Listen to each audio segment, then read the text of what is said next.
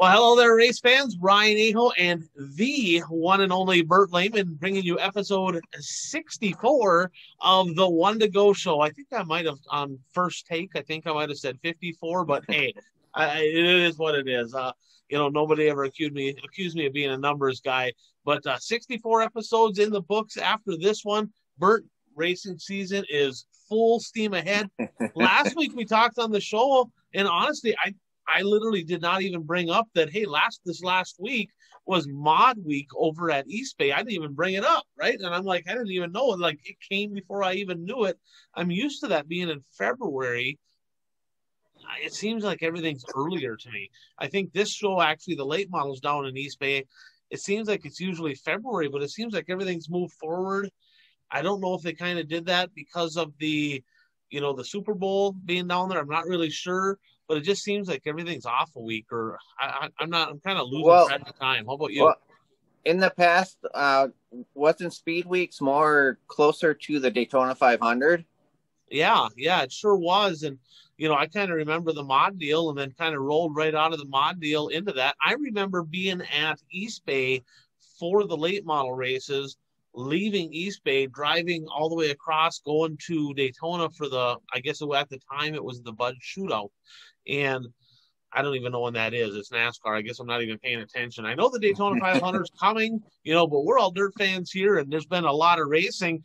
And let's start with a weekend review. And, East Bay, they're obviously racing the late models right now. But last week, they had the mods there. And honestly, I don't know if I would have watched it other than the fact that my buddy Buzzy Adams was down there because – typically in the past, Bert, I remember I raced down there back in, I guess it would have been 2009, and there was a bunch of Wasota cars down there. I mean, there was a bunch of guys from our area. It seemed like there was always a dozen or so, and now things have changed with the Wild West Shootout happening in Arizona. Most of our guys go that way instead, and rather than going down to Florida. And I think there's a couple reasons for that. Number one is a lot of them, they can go down and compete with their Wasota stuff. So that's a big reason. And so they don't have to have a separate engine program, so to speak. But the format they have down there in Arizona, where they have a couple days off and it's kind of like racing with the vacation and it kind of mixes together, I think that really appeals to a lot of people in our area. Plus, if you think about snowbirds from Wisconsin, Minnesota, where do they typically go? They go to Arizona, right? And they don't really go to Florida. And it's more sunny in Arizona, right? Florida, let's hope the sun shines, right? But it's typically, you don't really have to worry too much about the weather down there. But talking about the mods, did you get a chance to watch any of the mod features down there from this last week down at East Bay?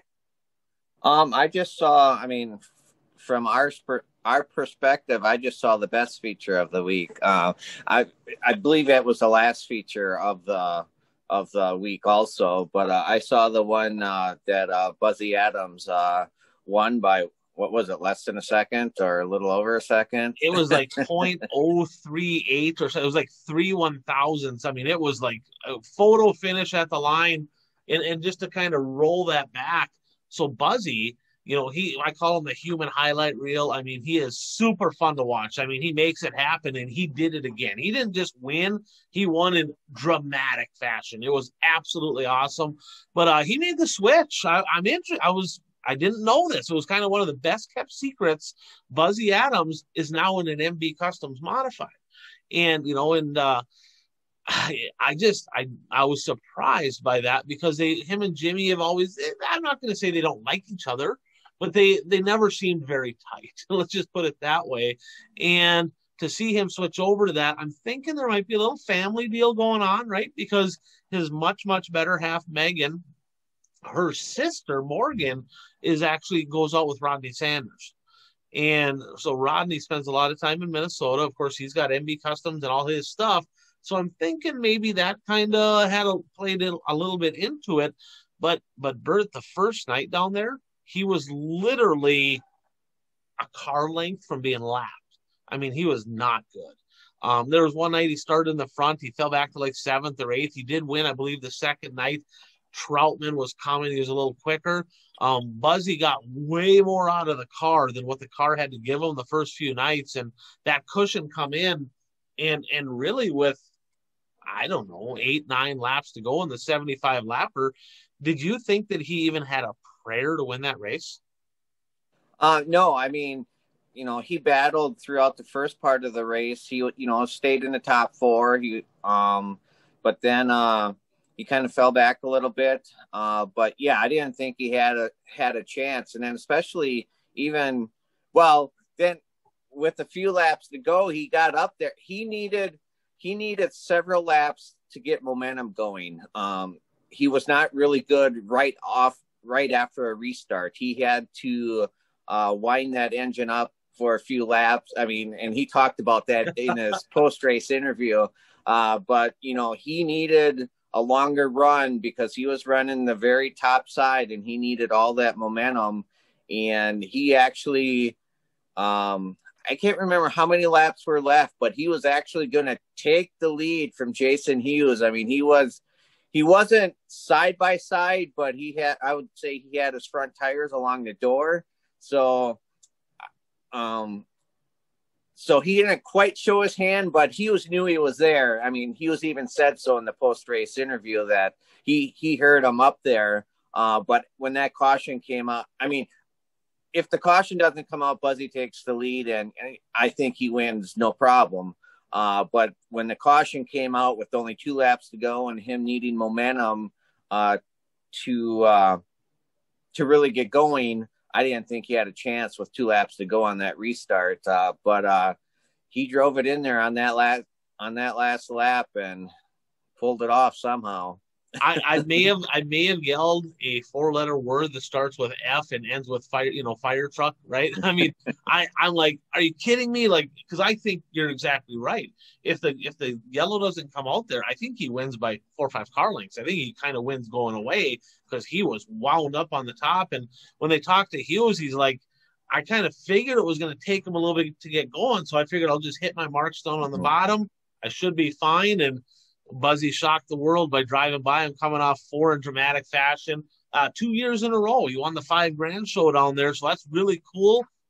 Just a class act. So congratulations, Buzzy Adams, and thanks for putting a show on for all of us up here watching. We're all cheering for him. Another guy down there, Bert, that I shouldn't even say kid. Well, they call him the kid that I was extremely impressed with. Didn't have a very good last night, but he won the points down there. He won I don't even know what they call it, but there's a points battle there for the mods. Drake Troutman, and I looked it up. He's 16 years old. He's in an MB. He got a couple wins down there. Man, he was on it. I mean, he's a very talented race car driver.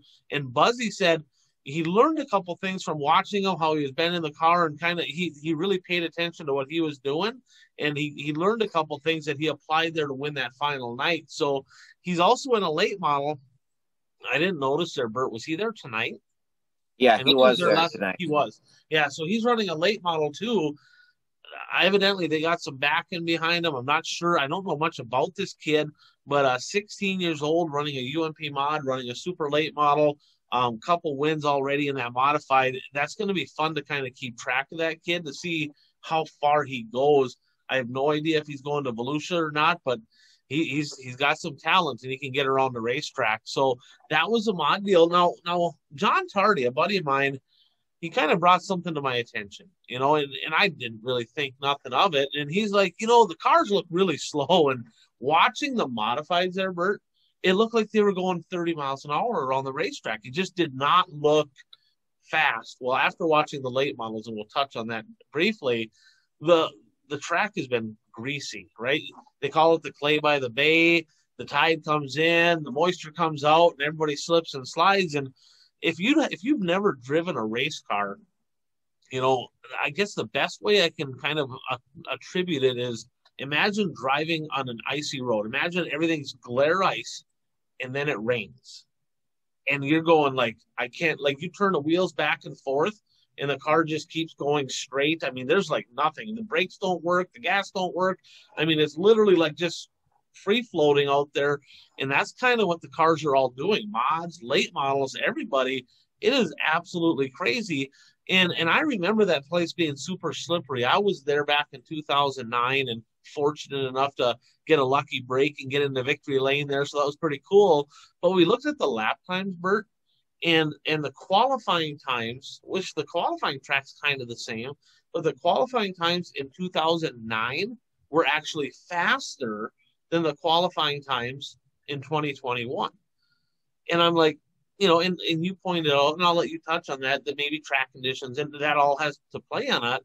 But me and John were talking, and it's like, well, here's the deal. I mean, cars cost double, if not triple, right? So you're spending way more money to go the same speed, right? So everybody's talking about all this technology and all this and that, and I don't know that the cars are going any faster. I wish there was a way to really look at lap times from the 80s, the 90s, the 2000s, and really just kind of look at a side-by-side spreadsheet from multiple tracks. Are the cars going any faster? Maybe on a super slick, clean, top to bottom deal, they're probably a little quicker through the middle of the corner there. But if there's moisture, if there's a cushion, if there's a little traction on the track, are they really any faster today than they were then? What's your thoughts?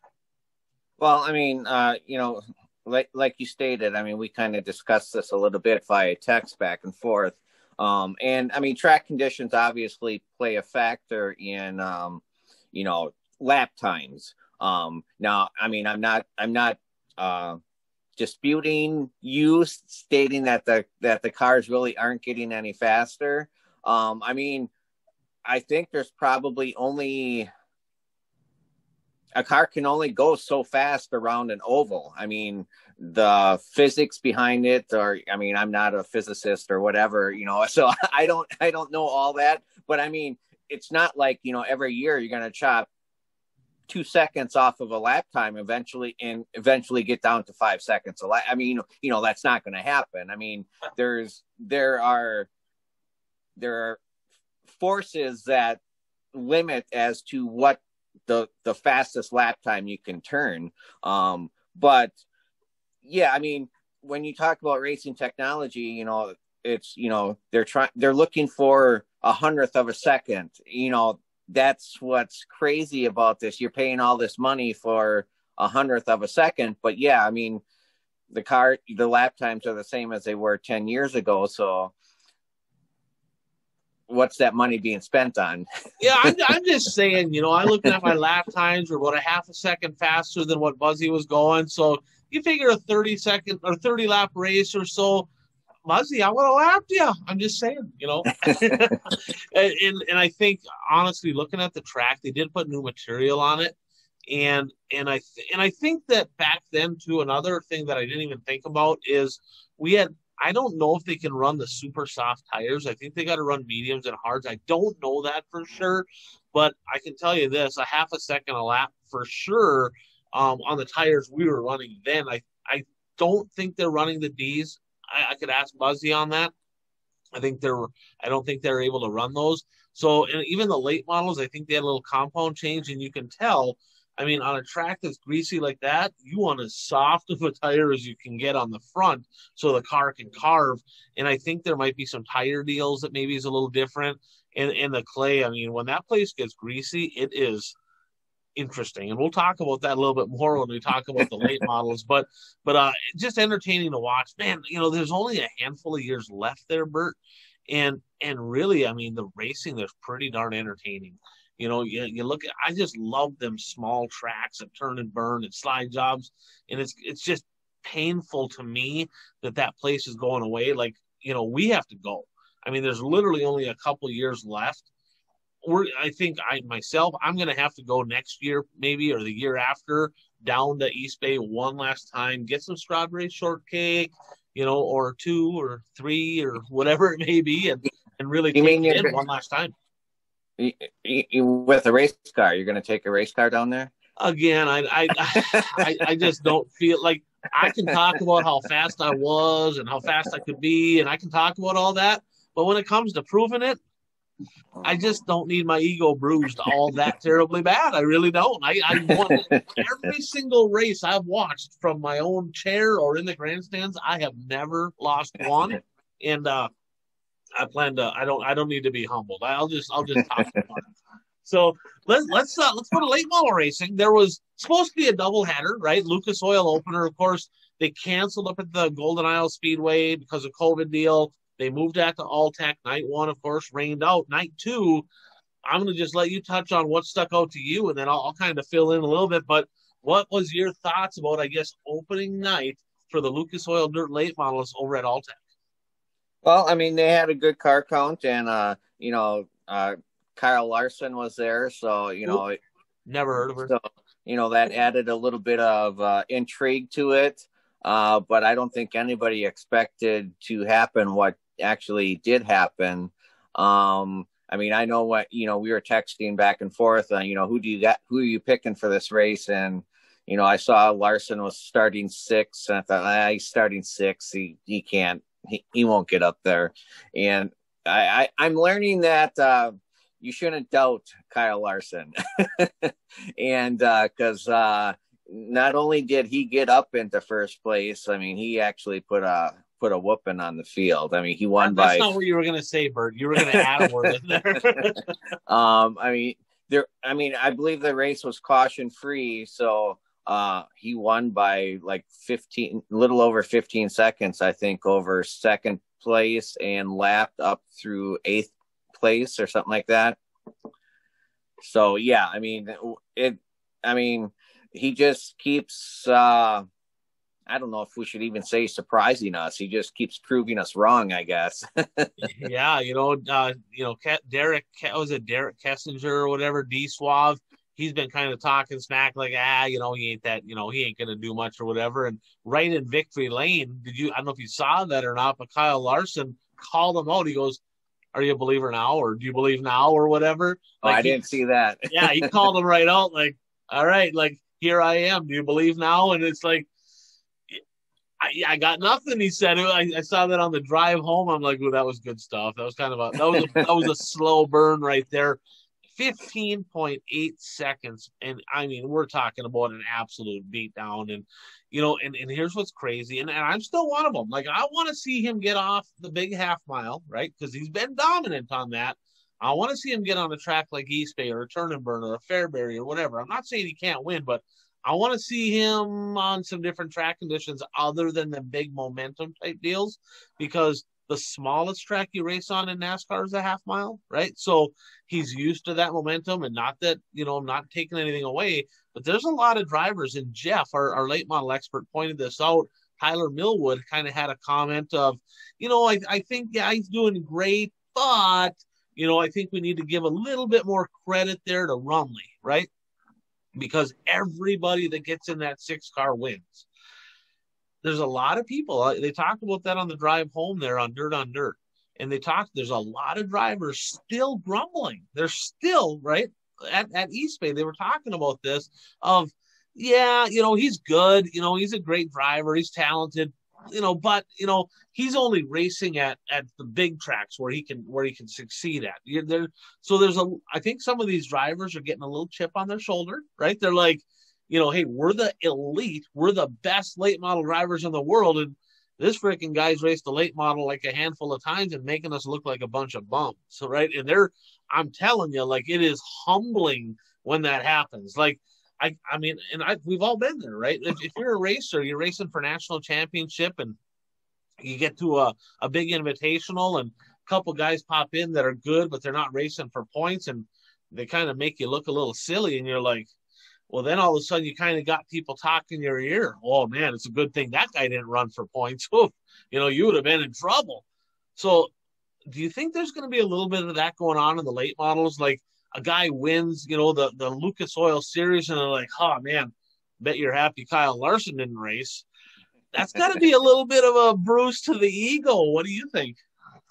Yeah, I mean, I'm sure it's in at least the back of their mind. It's like, this guy has raced 3 late model races now, and he's won 2 of them. Yeah, I mean, I'm sure it sticks in their mind a little bit. And regarding the Rumley thing, I mean, it is great equipment that he's in. It's not like he's, showing up in just any car in winning. I mean, we know what Davenport did in that car, and I know, McCready raced it last year, and I don't know if McCready had any wins in it last year, but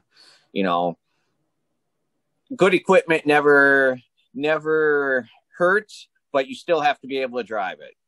I think at those races, when you get to the Lucas Oil races, I think there's a lot of good equipment there. I think right. that, they're kind of on an equal playing field, so to speak. Now, so, I mean, clearly he was the story. I mean, that guy is so immensely talented. I mean, he's won the Chili Bowl. He won that Lucas Oil race. I mean, the guy is just incredible. I'm going to watch the Daytona 500. I am, because I'm curious to see how he does. I really am. I'm not a NASCAR guy, but I'm watching the Daytona 500 because it is it's the Daytona 500. I'm going to watch it, but I want to see how he does. And as a dirt fan, I think there's a lot of us going, man, I want to see him win this deal. A lot of variables play in. I get it, but it'll be kind of fun to keep track. Now, Bert, there were some people. Go ahead. I just wanted to say the interesting thing, I watched that race, and what caught my attention was the announcers mentioned that Larson plans to race around 20 late model shows this year, which I thought was interesting. Yeah. So, yes. Is he going to be hitting some crown jewels, or, are they just going to be during the week races? So I'm curious to see which races he actually hits. Yeah, I really am too, because I thought there was kind of a deal that if it was within a few days of racing a NASCAR race, he wasn't going to do it. So I think it's got to work out. Everything's got to work out schedule wise, because in my mind, and he's more talented than I've ever even imagined being. But the fact is, if you race, say, like on a Friday or a Saturday, and then you go to race a NASCAR on Sunday, I would have to think that messes up your timing a little bit, right? Uh-huh. I just, but some guys, you see people do it, and, he jumps from a sprint car to a midget to a USAC sprint to a late model. I mean, and everything he gets and he wins. So maybe he's just that good. And, that another thing that I think about there is all these young guys, right, that are using that iRacing. Is, they're using iRacing, and you do that iRacing. I'm telling you, like, I've talked to a lot of people, and they said that really is transferring over to the success people are having behind the wheel, because it's difficult. Everything's tight, and it's quick steering, and you got to hit your marks. So it's just like anything. I mean, if you're racing every single day, you're going to be better. I mean, I'm not taking away from his talent, because it's insane. There's a lot of people that do it, but all that stuff plays in, and maybe that's part of the reason why he adapts so good. But what a story. It's going to be fun to follow a couple people, Bert, that struggled. The story coming in, right, is, Kyle Strickler, RTJ, right? We're talking about this rookie battle, and Ricky Thornton Jr. at this particular race didn't even make the feature, and we'll talk about East Bay in just a second here. And night number one, he didn't make the feature there either, so this sport is humbling. You can go from hero to zero like that. And, and that's a bruise to the ego. And somebody's used to winning that much. It plays on a person's psyche. And one has to wonder, are they emotionally strong enough to kind of overcome that hurdle and just continue to learn and grow? But I was surprised to see him struggle. You mentioned T-Mac. He's been just terrible. Nothing's going right. Jimmy Owens. There's a Brandon Shepard again. He's just right around 10th or whatever. A lot of people there that are just haven't quite hit their strides yet. But that was opening week, and let's skip back. We'll come back to the sprint cars in a second here. But the Lucas Oil Series jumped over to East Bay, and it's Tuesday night for those of you that are wondering. You're watching this. We posting it on Wednesday prior to the Wednesday event. So Monday and Tuesday are already in the books for late model week at East Bay. All I can say is, oh, wow. It has been insane. Bert, I'll just let you start. What's your thoughts after, I guess, night one and night two? What kind of stuck out to you, and what are you seeing here? Well, what really stuck out to me, especially the first night, was just the number of cautions that there were in the feature. I mean, it was just caution after caution, especially Monday night. Tuesday night, there wasn't as many cautions, but it seemed like the cautions that did come out there was a lot more damage to the race cars in the.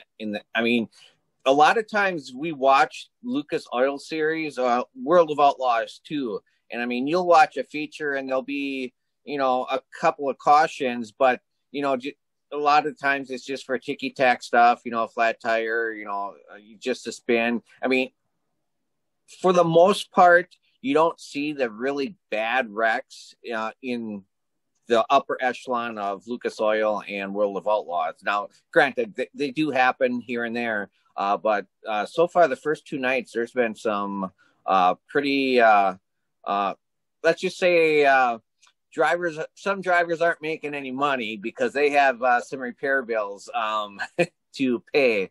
But especially getting to the heat race, talking about an accident, did you see the Freddie Carpenter? Wow, me and Jeff were talking about this, and it was kind of funny. A few weeks back, Freddie Carpenter posted on his Facebook page that he was doing like a raffle type deal where you could or put in bids or whatever to sponsor and they'll put your logo on different parts of his car. And I'm like, really? I mean, I thought it was stupid, really, because these people ain't getting any value. I'm kind of against that. I always say that's like one step above a GoFundMe, like kind of almost like begging, so to speak. And I said, it's Freddie Carpenter. Nothing against him. He's good at home, but I'll be surprised if he makes a feature. Like, and after night one, Bert, like, I don't even remember seeing his car, right? They had a 30-lap B main or a 30-car B main. They never showed him once. I don't even remember him showing him really in the heat race. So people donated money, and it's like I don't even see him. And then he had a vicious rollover in the heat race on Tuesday, and he got a lot of airtime. And Jeff's like, well, there you go. We got a lot of camera time there. Them sponsors got their money worth. They're all over the TV screen now. I'm like, yep, fair enough. I don't think it quite worked out how we wanted to, but man, good thing he was okay. He got out. He was walking around. But that car he's done for the week. There's no doubt. It's a shame because he's not a big budget guy, so you kind of root for the underdog a little bit to at least make a show or two and kind of have a good week out of the deal, not tear stuff up, because I was a low budget guy myself. And so it sucks for him because, regardless if they build their own cars or not, you still got to buy all the parts. Right. And they cost a lot of money. And, so tough break, but glad to see he was okay. And, back to night number one, the track changed, right? It looked like it was going to get drier. And Jimmy Owens mentioned after the B main, he's like, I think the bottom's going to take rubber. Yep, I saw that. Yeah, not so much. It did not take rubber. They reworked the track yeah, they did. Before the feature on Monday night. Yeah, I saw Steve Francis moving tires around, and they bladed it up. But they really only bladed the bottom. They didn't do anything middle up, and they didn't put any water on it. They just kind of graded off the black. So, and at first I'm like, boy, it's just going to be one lane on the bottom and spray marbles up all over the track. But as East Bay does, and if you've never raced East Bay, this is the craziest thing, that's so close right to the bay that the moisture literally comes out. For those of you up north, I want you to think about Superior and Ashland. Same thing. They're right by Lake Superior, but it's like on steroids. It's way bigger down there. But the tracks that are closest to Lake Superior, on a cool night, and if everything goes right, next thing you know, that moisture starts coming out of the track. It starts getting wet, greasy, and that's what it was like. And they talked to some drivers afterwards, and they kind of joked. It's like, I think I ran out of talent. I literally, I got nothing. They couldn't turn. I mean, you'd see people come in the corner, the wheels locked left, they're going straight to the wall. Bronson hit the fence, and it's like they had absolutely zero control of the car. And some of the drivers said, look, here's the deal. Like, it was crazy. It was wicked fast. You just threw it in there. And then some of the young guns are like, man, this was awesome. And some of the older guys that like to drive their stuff straight, they're like, I've never been so uncomfortable in a race car in my entire life.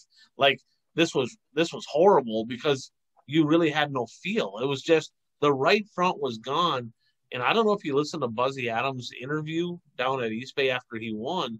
He said, you really got to keep the car bent. You got to keep it sideways because the right front just doesn't have any grip there, right? And there's no grip. You ain't going to just rotate on the right front and just keep pushing up the racetrack. So you can tell the guys that are kind of a little bit yawed, a little bit sideways with the car, they really get through the center of the corner.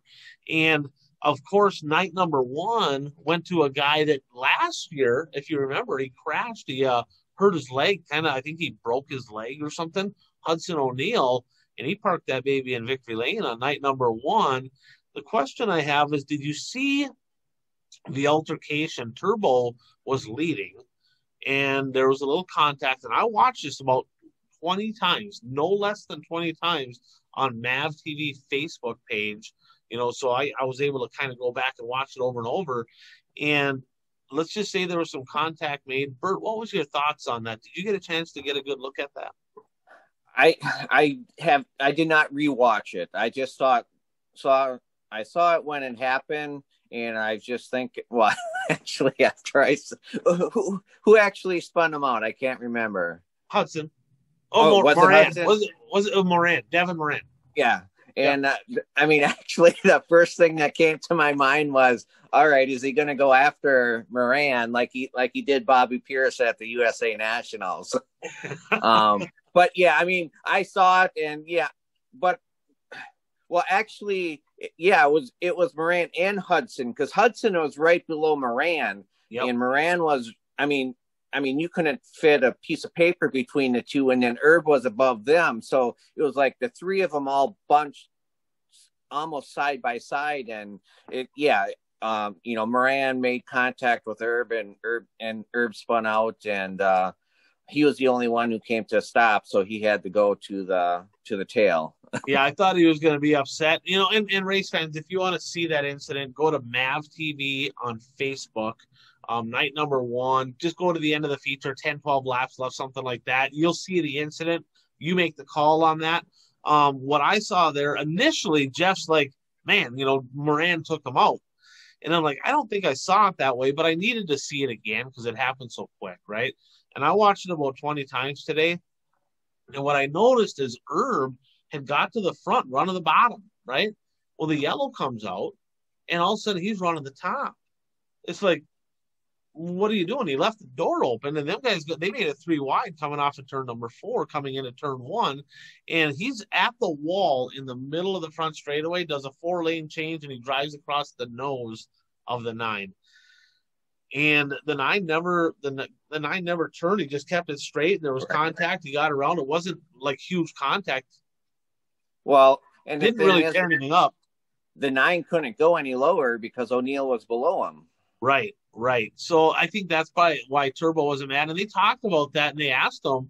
I didn't see an interview with him on that, but I know that the Dirt on Dirt crew asked him. They said, why'd you go high? Like, what were you doing? Like, why'd you do that? And he's like, well, I just wanted to get some momentum up. And he's like, yeah, that probably wasn't the best move. But, yeah, pretty cool, though, seeing Hudson O'Neal, win after breaking his leg last year. His dad, of course, had a lot of success down at East Bay. And Devin Moran, I think he ended up second, didn't he? Did he still finish second? Or did he fall back a little bit? No, I think he fell back to 4th. Okay. But he was up to battling for the lead from 22nd on the grid. I don't remember what the top 3 is. Do you have the top 3 in front of you? I can look it up. I'll look it up really quick. I do not.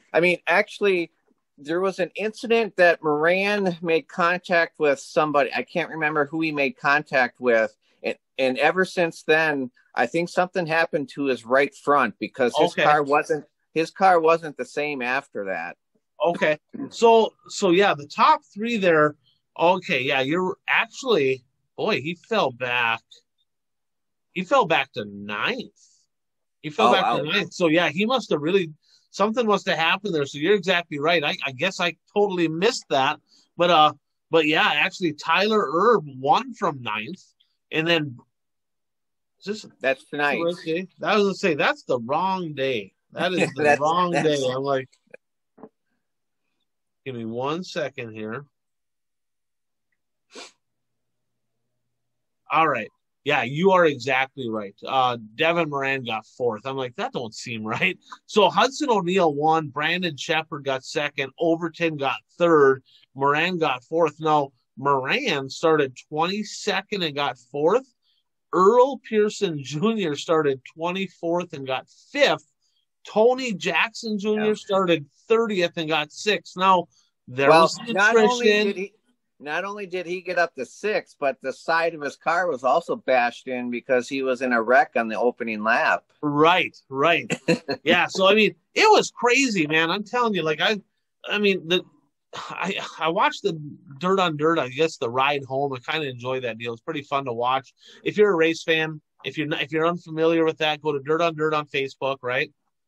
And every night on the ride home all week long or all through speed weeks, they're going to be kind of talking about the night's event. It's super cool. Check it out. But they talked about that, and they said the track was so bad, it was good, right? It was, and as a racer, I'm like, I felt uncomfortable watching it because I know what it's like to be in a car and you just got no control over it. I mean, it was like it was weird. It was a really weird deal, but it was slide job. And, there was a lot of action. It was entertaining. So, I mean, ultimately it was a good race. So another side note there on night number one, again, RTJ, Strickler, neither one of them made the show. T-Mac, Davenport, garbage. Owens, garbage. It's like, yikes. So, I mean, there's a lot happened. Shirley, actually, the squirrel there, he won his heat and got a hole in the radiator. So he made one lap pulled off just to save his equipment. And so that was a tough break for him. But a very good night number one. Now, night number two, Bert, which was tonight, we just got done watching this. More carnage. You talked about Freddie Carpenter barrel rolling it in the heat. They changed the format. They didn't have these 30-car B mains. A little bit interesting there. But kind of an interesting deal. Turbo did not make the same mistake twice, right? He started ninth. He won. He got the lead. He stayed on the bottom. He didn't give it away. But something happened. Why don't you talk about that? Well, I mean, he took the lead and he took the lead from Brandon Overton. And then on the last lap, actually coming out of 4, Overton made a charge for the lead. And, I mean, they crossed almost side by side. And, the announcer goes, Herb's got it. And, I don't know what, 5-10 seconds go by. And then they say, oh, he doesn't. There's a caution. It was crazy. Yeah. I've never seen that before. Kraus actually said, I was kind of waiting. If he would have lost that race, was Turbo going to go up in the flag stand and start yelling at somebody? He's got a little temper. But yeah, they take the white. They're all the way down the back straightaway, getting into turn 3. Brandon Shepard shreds a tire. He comes through 1 and 2. He's almost halfway down the back straightaway, still kind of rolling, not going fast. And they're coming for the checkered flag. And I didn't see it. I'd have to go back and actually see it because they didn't. I'd have to look at the flag, but I feel like they didn't throw the yellow. Right? Yeah, that was my first thought too. Is like, I want to go back and look at the flags to see actually what was waving when they crossed the finish line. Yeah, I mean, the way I look at it, if the leader takes a white flag and you're coming, that guy's still, you got to throw the checkered flag. I mean, like, what are you doing? I mean, and then they don't see, and then the rule is if it's on the last lap, they don't go green, white, checkered. They go green, checkered. Mm-hmm. That's kind of a odd deal. I mean, that, just doesn't really make much sense. Just throw the checkered, call the race over. I mean, it didn't affect anything. I mean, Shepard, I think he was able to maybe get back out there after changing it, but he's not running for Lucas points anyway, so who cares? Right. But yeah, that could have, it would have been interesting to see what would have happened if Overton would have maybe slid him and took the win away after that restart. That would have been a very controversial win. But boy, the racing, as weird as the track is, and my buddy John said, we're watching, kind of texting back and forth. He's like, you actually enjoy watching this? And then by the end of the race, he's like, well, that was pretty good, right? At the end of the race, it was pretty good. But it's weird, right? Because it's slimy, and as somebody that's raced for a long time and was always on a low budget. You see this and you're like, oh, like they're just shredding stuff. It's like, are they sponsored by Pop Brand Rivets or like what's going on here? I mean, it was literally interesting racing, but it was entertaining racing, in my opinion. What did you think? Yeah, I mean, I agree. I mean, even the first night, the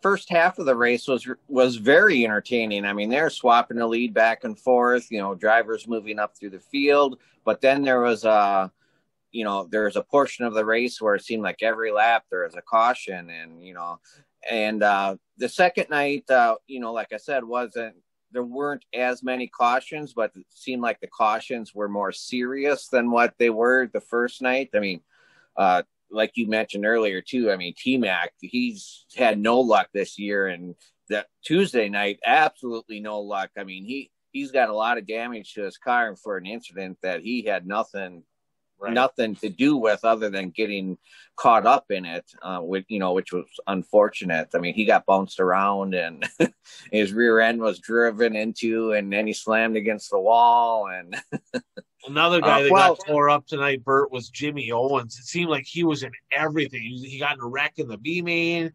I didn't see what happened in the feature. I don't know if he caused it. I have to go back and watch it myself, but he got all tore up. I mean, you could tell he was in the infield. He got out of his car. You could tell he was like visibly just upset. And usually he's a pretty calm, pretty even keeled guy, but you could tell like he was ready to just explode. And I mean, just nothing going right for them guys, but it's early. And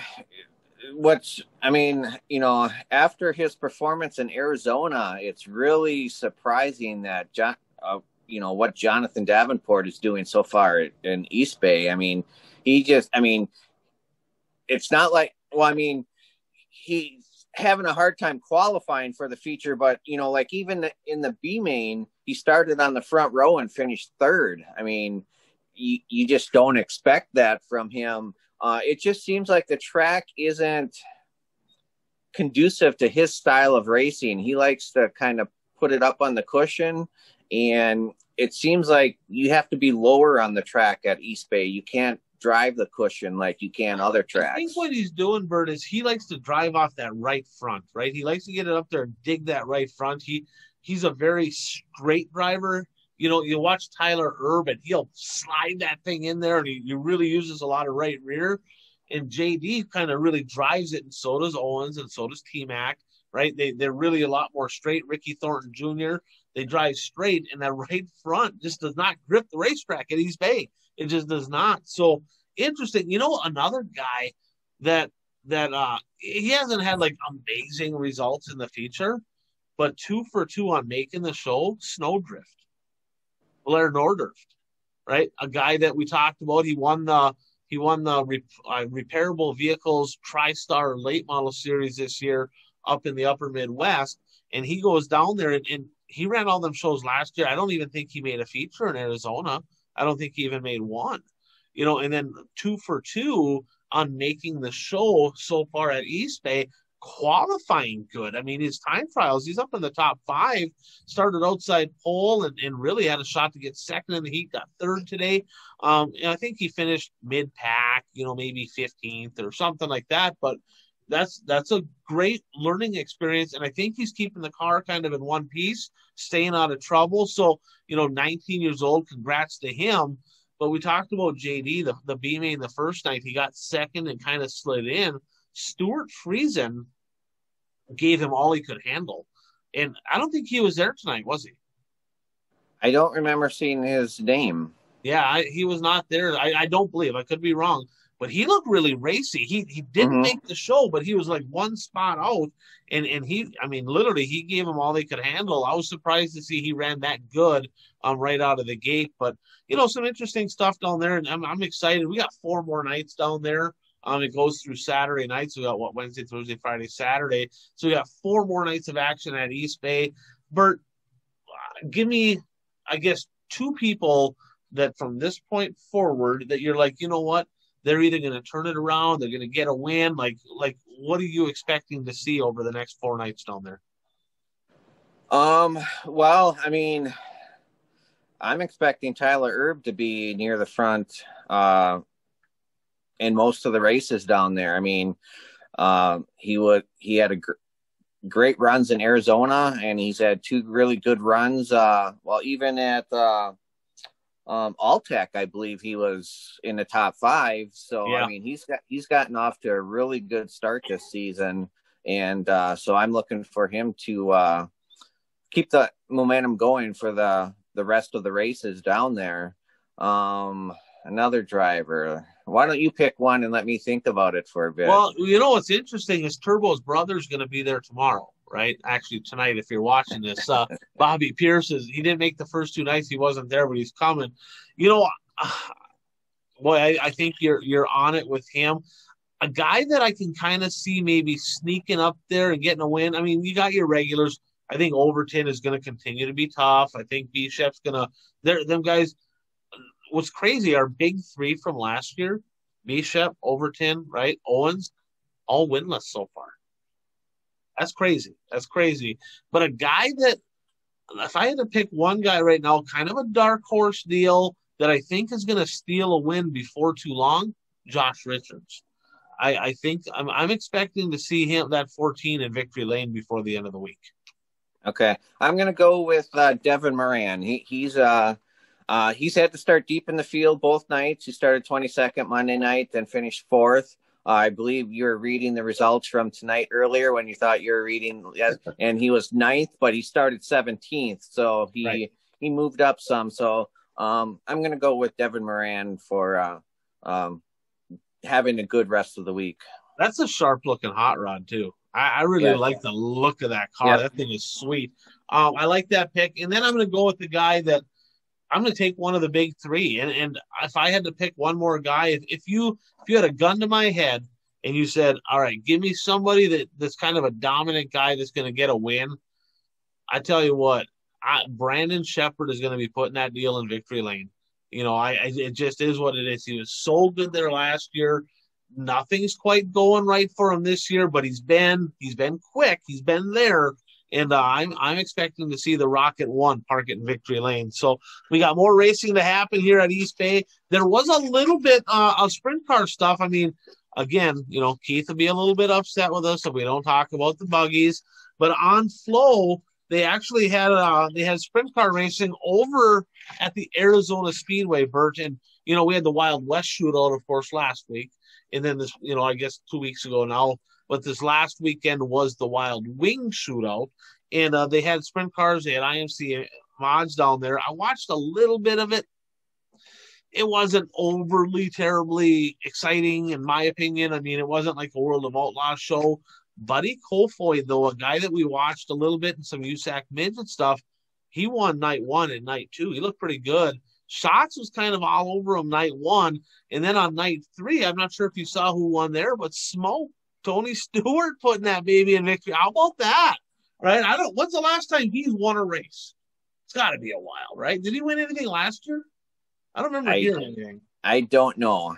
I would assume he probably did, but I don't remember seeing it. You know, we talked about a lot of racing, but pretty interesting. Now, what surprised me down there, though, right, was the fan count. So my dad is down there, and he said night 1, he goes, I'm telling you, there couldn't have been 100 people there. I mean, it was empty. And night 2, maybe 300. Night 3, it kind of rained a little bit, but the fan count was, I mean, it was a 10th of what it was for the Wild West shootout. And that was interesting to me, right? Because, you know, up in our area, you get a sprint car show, it's like, man, packed house, right? And down there, they just couldn't get fans. I really, and I got a couple of thoughts on that, but before I do, did you get a chance to take a look, or do you have any thoughts there on the Wild Wing shootout? Well, I tried to watch Smoke's victory. I went to Flow TV to watch the replay, and I started watching it, and the audio in the pictures were not lined up. The audio was like 3/4 of a lap ahead of what the actual footage was on the screen. So I knew what was going on before I could actually see it. And so that was kind of weird. And so then I turned the sound down, but then I'm just watching cars and I don't know who is who. And I mean, I guess I realized how important an announcer is to making a race entertaining. So I actually didn't watch that whole race, but I don't know about the attendance. I mean, maybe it's the fact that, you just can't have two big shows. I got a theory on that. Weekends. I have a theory on that. So snowbirds, right, from Minnesota, Wisconsin, the Dakotas, where do they typically go in the winter? Arizona, right? And yeah, you get a few that go to Florida, but that's more Pennsylvania, New York. You get more upper, northeast people kind of go to Florida. More people from our area go to Arizona. Now, two classes of cars they had down there were modifieds and, of course, X mods, but there was a lot of Wisconsin Midwest mods down there. So literally half the cars down there in the open wheel stuff was from our area, the Dakotas, Minnesota, Wisconsin, Iowa, from our region. So not only do we have a bunch of cars, but I know a pile of people that went down to watch our cars race down in Arizona. So you take the northern contingent out of there, and I think it'd be empty. Well, there is no northern contingent down there except for a handful of IMCA guys, and I just don't think they get the same following. So, I just think that show that they're going to have to maybe market it a little bit different. I'm not sure, I don't care what they do there, but hopefully they made a little bit of money. I know they made a pile of money at the Wild West shootout, but hopefully they made a little bit of money there. But Bert, I'm not sure if you heard, they only got one more shot at this deal because in 2022, that event is done at the Arizona Speedway. They sold the track, and it's going to be a freeway. It's done. Like that place is closing down. So they're looking at some alternate locations for the 2023 Wild West. I heard some rumors about maybe it going to Vegas, which would suck, right? Because my dad and a bunch of their friends, they all bought these park model deals literally in Mesa, like 5 minutes from the racetrack. And now they're not even going to have a race. Like, my dad's going to be pissed when he hears about this. Like, he's not going to be happy because, like, one of the big things he looks forward to in the winter is that event. And now they're not even going to have it. Next year's the last year. So that really sucks. I mean, it just sucks that they're going to be getting rid of that place. Just like East Bay. What do they got? 4 more years there, I heard. And that place is done. And boy, the history. I mean, for me, the history at the Arizona Speedway is not that big of a, to me. But to East Bay, I mean, that if you're a late model fan, that place has been epic for a long time. And I got a win there. I mean, they can't get rid of a track that I have a win at. I mean, come on, So, but yeah, so that's kind of what happened in the buggy world there. Any closing thoughts on kind of what we saw here over the last week there, Bert? I mean, it seems like every week we come on here, we say now we are in, racing is in full swing. And I think it is actually official now. I mean, racing is in full swing now. I mean, there's no turning back now. Yeah, for sure. And speaking of that, we get into the last lap here, and then of course, I mean, if you're a late model fan, this is the week, right? I mean, East Bay week to me, I mean, they got Volusia coming up, but I'm not a big half-mile fan. The coverage ain't quite as good. This, for me, is the week of late model racing. I just love East Bay. Of course, that's on all the way through Saturday night, and it's going to be exciting. I'm super. Next episode, we'll have a lot more to talk about from East Bay. If you're a late model fan, though, another thing that's coming up, and I really don't understand why you wouldn't be watching East Bay if you're a late model fan, but the Boyd Speedway in Georgia, they're having the Cabin Fever. I think it's like the 13th, 14th annual. And that's Saturday night on Flow. So if you're like me, and if you're like Bert, and if you're like Jeff, and you're like Keith, and you're like some of us guys, you might have to have a second browser opened up, right? So you can watch both of them and kind of flip back and forth. A guy that maybe I can see going there, and I don't understand why he's not at East Bay, but maybe a Chris Madden, right? Or maybe Dale McDowell, Scott Bloomquist. I'm not really sure. Like, I'm thinking maybe a few of these guys might end up over there. I really don't know. But it seems like almost everybody is at East Bay. But Yeah, kind of crazy to me, Bert, that they're running a late model show against East Bay, but I guess it's far enough away where they got some local guys that, they're like, well, don't make financial sense to go down there and get our clocks cleaned. We'll stay here and race. I get it. But so that's on Flow. The Mod fans got some stuff coming up too, Bert. I don't know if you saw that. Another racetrack that Buzzy, he's won races at. I don't think he's going to this one. The North Florida Speedway, Friday, Saturday, and Sunday on Flow. They'll be having UMP mods down there.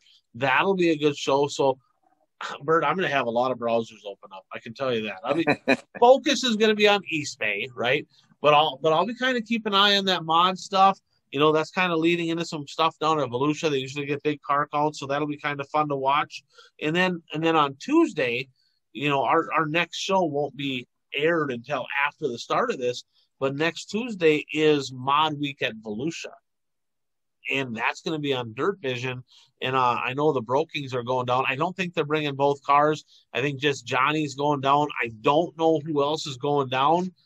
There used to be a bunch of them, but I feel like the only person I heard about going down there to Volusia is Johnny Broking. So good luck to the 45J down at Volusia. And hey, did you see? We can't leave Keith out of the mix. So Keith, you don't just have to watch late models and mods. Bert, tell Keith what's coming up here for the sprint car fans.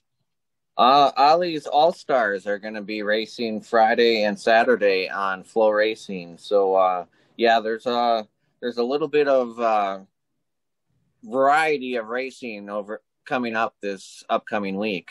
And I believe that is Tony Stewart's series, right? The All-Star Championship Series, I think they call it, or whatever. Okay, yeah. I think the All-Stars is Tony Stewart's series. I saw that Shocks is going to be there. Smoke's going to be there. I'm assuming, because that's kind of rolling into Speed Weeks, that you're going to see most of the World of Outlaw guys there. I'm assuming, but I'm not 100% sure. But needless to say, Keith, you got your sprint car stuff. You can watch that. Breathe easy. It'll be okay. It's not quite the same, right? You don't have the same hype as the World of Outlaws, but they'll still put on a good show. And a little bit of news. So we talked about the Granite City Motor Park and James Trantina, kind of that go big or go home mentality. And a lot of us promoters up here are scratching our head going, I don't know if this, I don't like, in my mind I'm thinking, is he like, what's he doing here? Like, is he going to make money, lose money? I'm not really sure, but a big announcement there, Bert. What's the big announcement over at the Granite City Motor Park? They're going to be racing late models on a weekly basis. So, another venue for late model fans to take in some racing. Yeah. And what's crazy, if you think about it, right, in Wissota, there's really not many Saturday Wissota tracks, right? So in Wisconsin, there's zero. There's no Saturday night Wissota late model action. In Minnesota, one track, Hibbing. That's it. And you get out to, I guess, South Dakota, you got Huron, or not Huron, my bad, Miller, right? So that's two. And I don't think there's anything in North Dakota that runs late models weekly. I know Devil's Lake has some shows, but they don't run weekly. So it's crazy to me that there's now more Sunday night regular late model tracks than there is Saturday night late model tracks. That is great. That is crazy. Yeah. So you got Proctor, you got Watertown, and now you got Granite City Motor Park. But hey, good luck to him. I tell you, he's going all in. It's fun to see the enthusiasm, all the big stuff that he has planned. I really hope that it works out for him because, if I can see somebody be successful in the dirt racing world, that's fantastic. So late model fans, you got one more track there Sunday nights in Wissota country. My neck of the woods, Bert, I'm going to let you share the news here. My neck of the woods, right? My backyard. Did you see what's going down at the Sycamore Speedway? Oh, yeah. The Dirt Kings, they've added a race to their schedule, and this will be actually their first ever race outside of the state of Wisconsin, and it's scheduled at Sycamore Speedway. I don't remember the date. It's in September. I believe it's the day before the Wilmot race. Wilmot is is very close to the border, the Illinois-Wisconsin border. So it only makes sense to piggyback those two races close to each other. Yeah, I believe it's the same week as the World 100. I think it might be the week after. Well, the Labor Day, it's the week after Labor Day. I believe it's on the 10th is what it is. Okay. And if that's the case, yeah, I could be wrong on this, but I feel like it's the In fact, Labor Day must be late then this year. Yeah, Labor Day weekend this year, Bert. I'll actually roll it up right now. Labor Day is September 6th.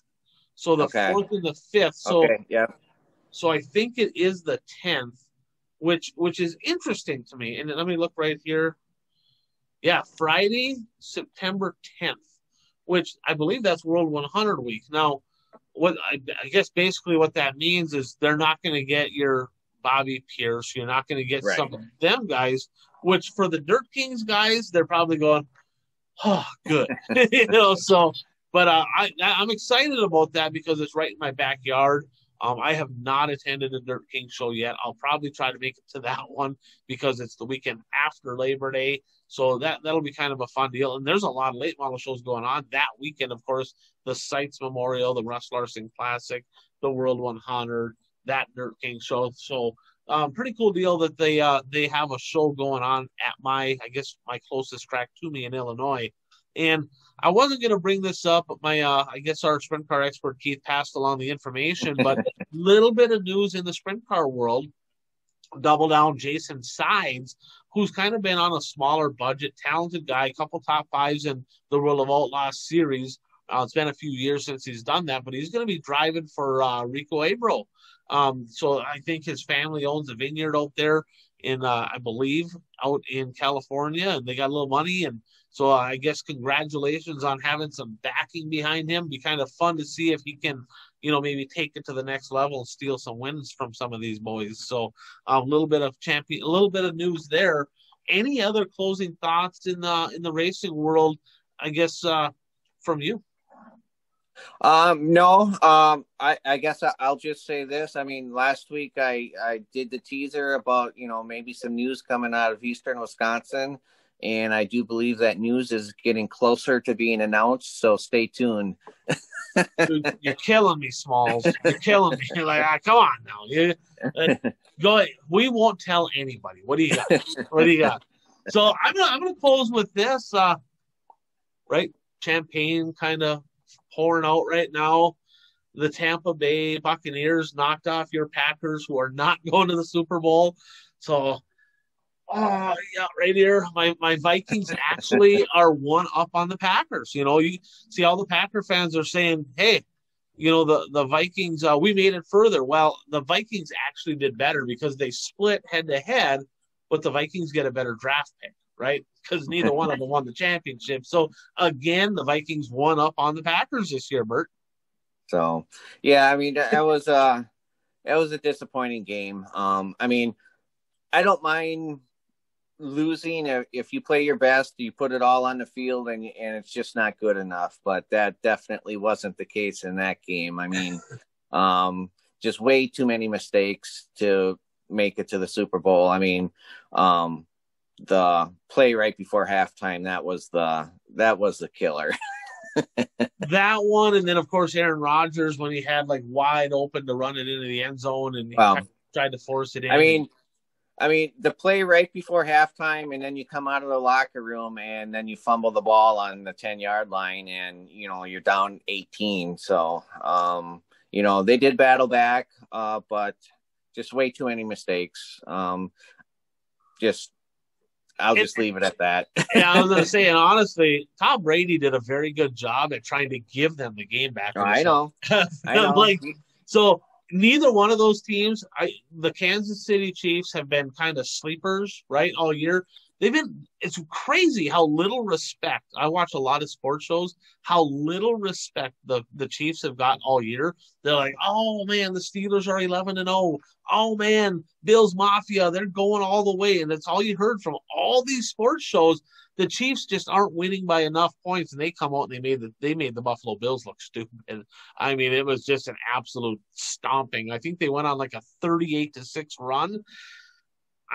Who's your pick for the Super Bowl? I know it's a couple weeks out yet, but who's your pick? We'll do that quick. I mean, I'm going to pick the Chiefs. I mean, they just have too many weapons on offense.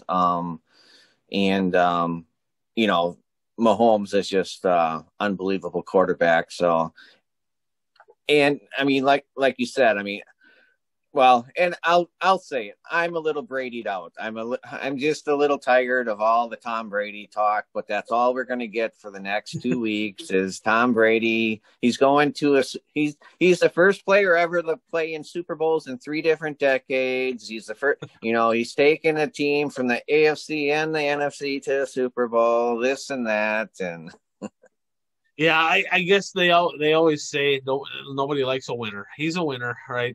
I'm not a fan either. Oh, yeah. I respect the heck out of him, but I'm like, right, exactly. So we're on the same page. We are 100% cheering for the Chiefs. And just on a side note, not to typically get into this, but there was 2 teams that did not come out of the locker room for the national anthem, and neither one of them are going to the Super Bowl. Dirt track fans, we don't have that problem. There ain't nobody kneeling. We're all standing during the national anthem, and that's why dirt track racing is way the hell better than everything else, and that's why we're watching this show. So, Bert, it's been fun talking racing. Super excited for the week here at East Bay. You know, that's episode, I guess, I got to take a look. I already forgot. 64, right? 64 in the books. In race fans, I hope you get, a little bit of enjoyment out of our show. You know, we have a blast watching races, talking about it. You know, we claim, I claim to know a lot more than what I think I do, and all that, but it's a heck of a lot of fun. Hopefully we bring you some value to kind of get away from all the craziness in the world, and you get an hour or so escape from all that by listening to us ramble on about racing. So hopefully you're enjoying it. I'm Ryan Aho. That is the one and only Bert Lehman, and thanks for tuning in to the One to Go Show.